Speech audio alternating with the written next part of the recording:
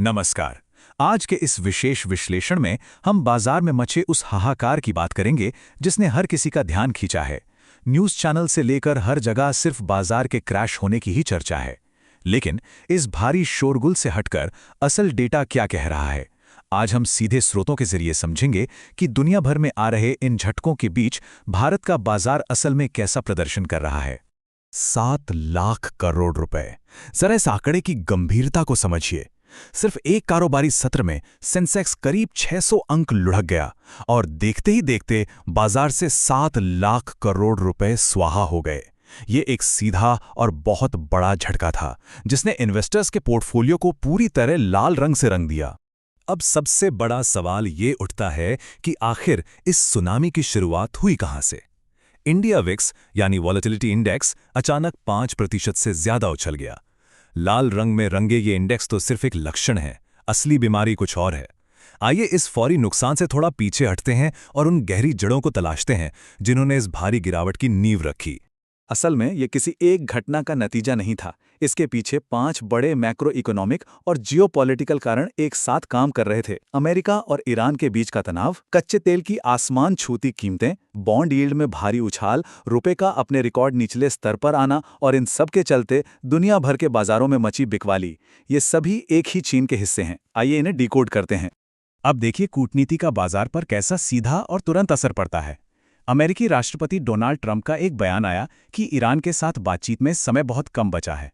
इस तरह के सीधे और तनावपूर्ण कूटनीतिक बयानों ने इमर्जिंग मार्केट्स में एक डर का माहौल बना दिया। इसे एक क्लासिक रिस्क ऑफ संकेत माना गया, जहां पैसा जोखिम वाले एसेट से निकालकर सुरक्षित जगहों पर ले जाया जाता है। हम यहां कोई राजनीतिक पक्ष नहीं ले रहे हैं, बल्कि सिर्फ ये देख रहे हैं कि इस भू राजनीतिक गतिरोध ने आर्थिक हलचल कैसे पैदा की। और इस तनाव का पहला सीधा असर कहां पड़ा? कच्चे तेल पर। मध्य पूर्व में तनाव का सीधा मतलब है तेल की सप्लाई पर मंडराता खतरा। इसी डर से ब्रेंट क्रूड ऑयल की कीमतें रॉकेट की तरह भागीं और $110 प्रति बैरल के पार बल्कि $111 तक जा पहुंची। और जब तेल इतना महंगा होता है तो दुनिया भर में महंगाई बढ़ने का डर सताने लगता है। ये अर्थशास्त्र का पहला डोमिनो इफेक्ट था। महंगाई के इसी डर ने पूरी तस्वीर बदल कर रख दी। दुनिया भर में सरकारी बॉन्ड यील्ड अचानक से कई सालों के उच्चतम स्तर पर पहुंच गई। अमेरिका में 10 साल की यील्ड 4.63% तक गई, ब्रिटेन में 4.92% तक और भारत में भी ये 7.04% तक पहुंच गई। जरा सोचिए, जब बिना किसी जोखिम वाले सरकारी बॉन्ड इतना सुरक्षित और अच्छा रिटर्न देने लगे तो कोई शेयर बाजार का जोखिम क्यों उठाएगा? इक्विटी के मुकाबले डेट मार्केट अचानक से बहुत ज्यादा आकर्षक हो गया। इस बीच मजबूत होते डॉलर और महंगे तेल ने भारतीय रुपए पर भारी दबाव बना दिया। 96.18 अमेरिकी डॉलर के मुकाबले रुपए का ये नया सर्वकालिक निचला स्तर है। ये डेटा पॉइंट बहुत अहम है। विदेशी निवेशकों के लिए रुपए के कमजोर होने का सीधा मतलब है कि डॉलर के टर्म्स में उनका रिटर्न घट जाता है। अपना मुनाफा कम होते देख उन्होंने भारतीय बाजार से अपना पैसा निकालने में ही भलाई समझी। अब इन सारे फैक्टर्स का यानी महंगा तेल, ऊंची बॉन्ड यील्ड और कमजोर करेंसी, मिलाजुला नतीजा ये हुआ कि दुनिया भर के बाजार एक साथ धराशायी हो गए। ऐसा लगा जैसे जोखिम लेने की भूख ही खत्म हो गई हो। जापान का निक्केई हो, हांगकांग का हैंगसेंग, अमेरिका का S&P 500 हो या जर्मनी का डैक्स, हर जगह सिर्फ और सिर्फ बिकवाली हावी रही। ये एक सिंक्रोनाइज्ड ग्लोबल क्रैश था जिसने सबको हिलाकर रख दिया। लेकिन रुकिए, असली कहानी तो अब शुरू होती है। मार्च 2026 के आंकड़ों पर नजर डालें तो बाजार में एक जबरदस्त रस्साकशी देखने को मिलती है। एक तरफ विदेशी पोर्टफोलियो निवेशकों ने भारी बिकवाली करते हुए बाजार से 1.25 ट्रिलियन रुपए निकाल लिए।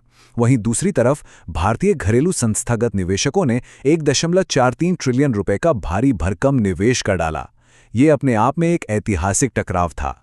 यहीं पर एक सबसे दिलचस्प बात सामने आती है। भारतीय घरेलू निवेशकों ने खासकर म्यूचुअल फंड्स और रिकॉर्ड SIPs के जरिए एक विशाल शॉक एब्जॉर्बर का काम किया। जिस तरह गाड़ी का शॉक एब्जॉर्बर बड़े से बड़े गड्ढे के झटके को सोख लेता है, ठीक वैसे ही विदेशी पूंजी के इस ऐतिहासिक पलायन के बावजूद भारतीय घरेलू पैसे ने बाजार को पूरी तरह ढहने से बचा लिया। ये भारत की डोमेस्टिक स्ट्रेंथ का एक शानदार उदाहरण है। अब रोजमर्रा के इस उथल-पुथल से थोड़ा बाहर निकलते हैं और सेबी के अप्रैल 2026 बुलेटिन के डेटा की तरफ चलते हैं।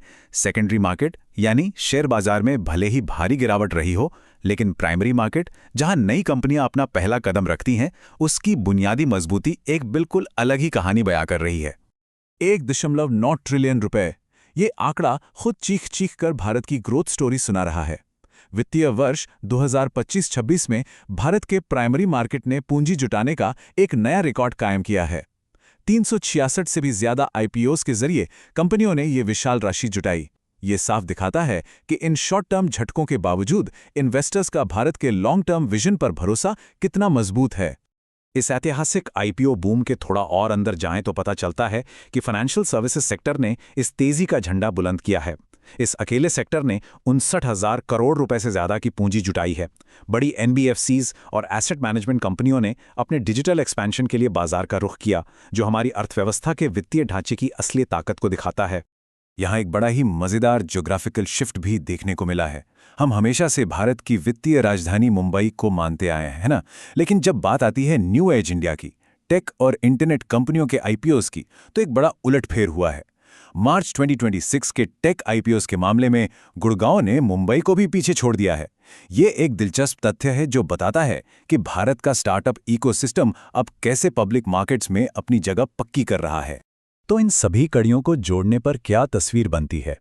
एक तरफ महंगाई, जियोपॉलिटिकल टेंशन और विदेशी निवेशकों की निकासी जैसे भीषण वैश्विक झटके हैं, और दूसरी तरफ भारत का अपना रिकॉर्ड तोड़ घरेलू निवेश और बेहद मजबूत प्राइमरी मार्केट है।